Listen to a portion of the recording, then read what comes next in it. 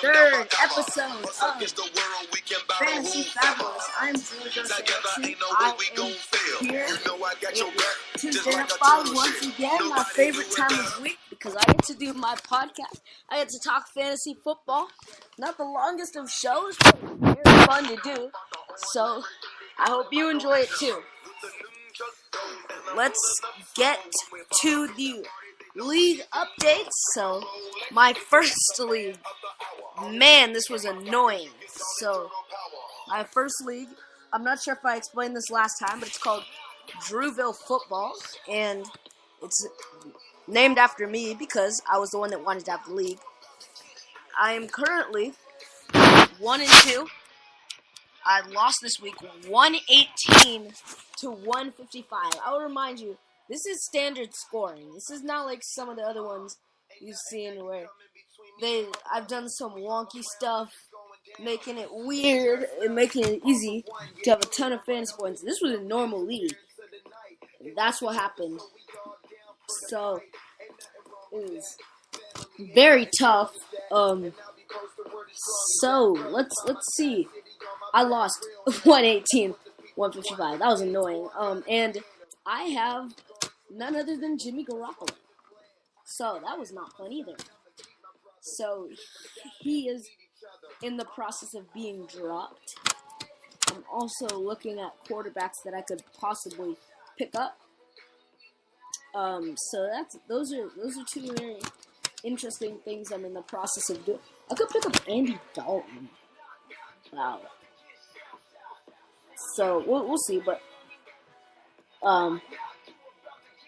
yeah, I'm it's looking very interesting. I think I'm gonna pick up Andy Dalton actually. So what I was saying, yeah. So that's what's been happening in this league. It's really annoying actually because, as I said, I have one of the most points of anybody in this league. Yet I'm still struggling, and it's just annoying. Like, what the heck? You ever balled out and then you're just like, no, why? Why do you gotta do me like that? It's frustrating. So yeah, we're gonna see our next team because this one's not very important. It's definitely important, but you wouldn't not care as much. This other league is the one I want to get to. So we had some interesting games. We'll go from the worst game to the best game. So Papi Chulo topped Taylor's team 220 to 164. Taylor's team falls to 0-2 and is the worst team in the league, other than the Scrub Club. Papi Chulo with the win moves to 7th in the league. They are 1-1, the worst 1-1 team. Now, as I was saying, Scrub Club are the worst team in the league. They finished with negative 10 points this week. I gave them a negative 10 point because I want them to be bad. They lost to people at home with the highest score of the season. They went for 408. 408 is a big number. So that it really is tough. So, then we have Young Pootie P, who beat Anthony. Oh, by the way, people at home moved to 5th with the win, 3rd in NSR, and Scrub Club is 10th, of course. Young Pootie P won its 2nd game. They moved to 3rd overall. They won 283 to 259 over Anthony's team, which lost its inaugural game of the season. Anthony's team is now they're now 6th place, and we'll get to who these teams play next week in a second. Now, first team in the league is Super Hot Fire. They won 342 to 189. Their 2nd straight 300-plus point win. They have 645 points scored so far and 401 given up. They are one of the best teams in the league. There's not much more to it. Now, let's see the last game. This was awesome. It was a tie between my team, the Draymond Nut Kickers, and the Undefeateds. which is Max Stromer's team. So that's just annoying for me because we tied. I wanted to win. Like, I probably didn't deserve to win, but I still wanted to. So yeah, that's that. We'll tie, and that moves the standings to Bay Area has Super Hot Fire, Young Pooty, P, Anthony's team, Papi Chulo, then Taylor's team. And NSR has the Undefeateds, Draymond Nut Kickers, People at Home, which is now the People at Home. By the way, that's what the extra team used to be called. But since it's the team for y'all listening from home, most likely, I made it called People at Home. So and then we have Reggie Bar and Scrub Club. So it's looking very interesting. And this week, let's see, who are some of these teams playing this week? It's interesting. I'm pretty sure I'm playing my brother. The People at Home is playing Anthony's team. Okay, I don't know. I'm sorry. I really don't know. So let me check the schedule here. Okay, Draymond Nut Kickers playing Young Pooty P. Undefeateds play Papi Chulo. That's gonna be it's closer than I think it will be. Ooh, this game is gonna be fun. Reggie Bar versus Taylor's team. Two pretty bad teams going at it, but it's nice to see Reggie Bar have a good opportunity to win a game. Then Anthony's team will go in to play People at Home. That one, oof. I mean, as the manager of People at Home, I'm gonna hope I can squeeze that one out. But Anthony's teams looked good. They're at 1-1, and then Super Hot Fire is gonna be 3-0. They play the Scrub Club, so Super Hot Fire is way ahead of anybody else right now. That's just huge. Like, whoa. So that's big for them. We'll see what happens, but that's how it's looking as we speak. So now, what else do I need to do? I know exactly what I need to do. Let's go back to Scampy Squad. Oh, by the way, invitations are out for fantasy basketball, but they were nullified because we decided we're going to use a different league than I plan on using, because a lot of the members of the league do not play fantasy on Yahoo. So we're going to do ESPN. I'm no longer the commissioner either, so I cannot invite you. But if you really wanted to do it, you could shoot me a comment in the description, and I will hopefully find a way to get you into this league. So let's check out our transaction trends. I'm going to do one player I think you should add. Ooh, there's a lot of good guys that I think deserve to be added right now. Let's get to some of them. We got two big receivers I think you should pick up. I'm not sure if I said them previously, but I really don't care, because if I did say them previously, they still haven't been picked up, then that's a problem. So, there's actually three. Keelan Cole, I think I already said it, but Keelan Cole should be picked up because he's good. I'm not going to talk much about him, but he should be picked up. He's on my Jaguars. Then, two guys you should pick up right now are John Brown. We saw him week 1 have a good week, right? And then week 2 came back and had another good week. Week 3, he had another good week. So this is becoming like a trend and not just a thing. And I think that deserves to be recognized. And this guy, very consistently putting up numbers. He's going against he is Baltimore. He's going against Pittsburgh this week, I think. Sunday Night Football against Pittsburgh, I want to say. I'm not going to check, but I think that's it. And so I hope, Sunday Night Football against Pittsburgh. I hope that you pick him up, because I think that will definitely benefit you. The next guy I think will be picked up in a lot of leagues, and should be picked up in a lot of leagues. This guy named Calvin Ridley. Now, this man was on my Crimson Tide. I know you should be watching This Week in the Bay, and we don't talk about college sports on there, and you should definitely be watching baseball at its finest. We only talk baseball on there, so I haven't really told you about my college sports team, but I'm a huge Duke basketball fan. My uncle went there, and I'm a huge Crimson Tide football fan. And I know I sound like a bandwagon, but I have my reasons. I was a fan before a lot of people.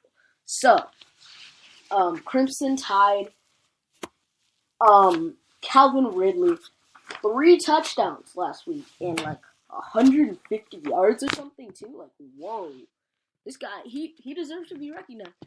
There is another one of those guys where, yeah, you've seen him, but now he's done it 3 weeks in a row. Big balling out here, and this is the first week he's really been expected to do something. You have got to pick this man up or trade for him. He's also my trade pick, by the way, because he deserves to be traded for right now.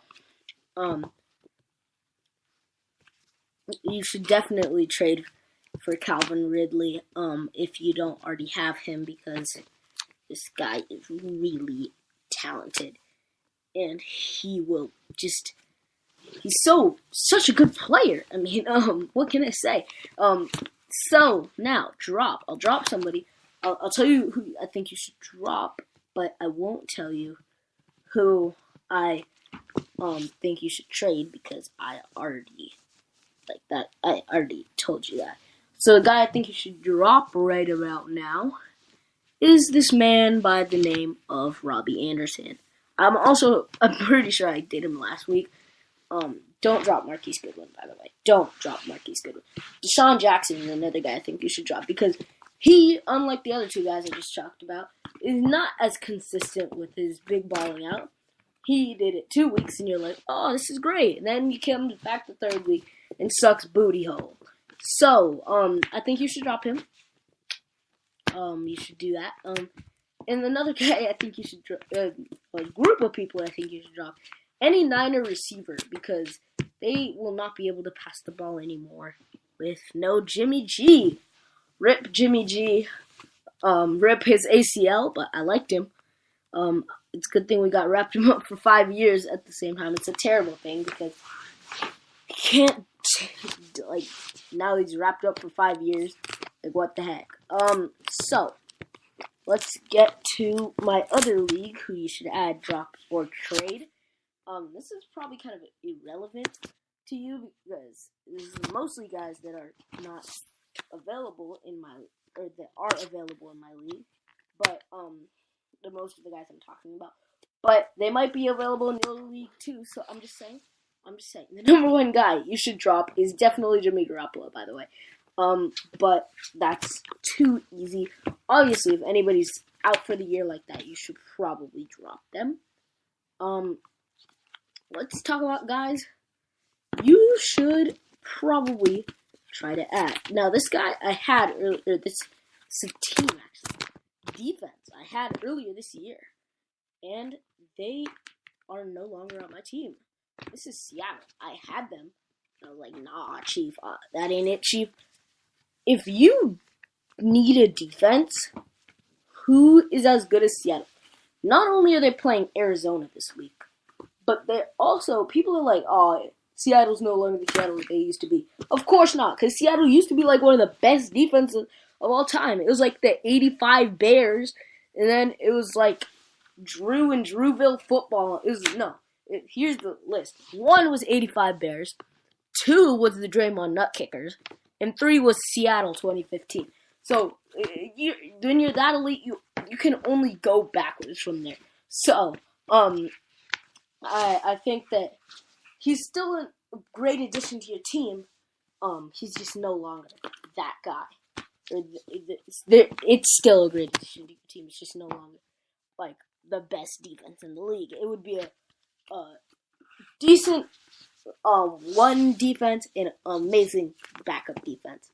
I'm just too good for them. So, yeah, that's the team you should add. The team you should drop. A player or team you should drop. That's so funny. I saw Corey Clement on here, and Corey Clement is like my inside joke with one of my friends. One guy one person you should drop is not Will Dissly. Will Dissly did not have a week, but I still think that a team like Seattle, with a lackluster offensive line, is gonna still be looking for their tight end. The guy I think you should drop. Evan Ingram's also hurt, by the way, but Rex Burkhead. I first of all hate this guy because he's on the Patriots, but also he's just not producing, and he's not the lead running back. So there's no reason to keep him on your team. Just drop the man's already. There's no reason to not have dropping him.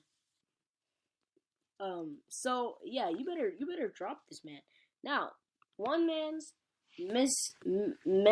mandatory to trade is this guy by the name. Whoa.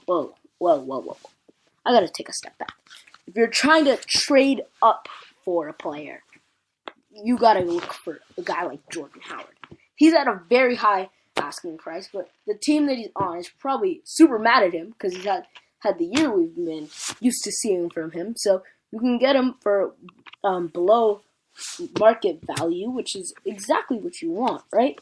You can get this guy for cheaper than he's worth. So that's my suggestion for you.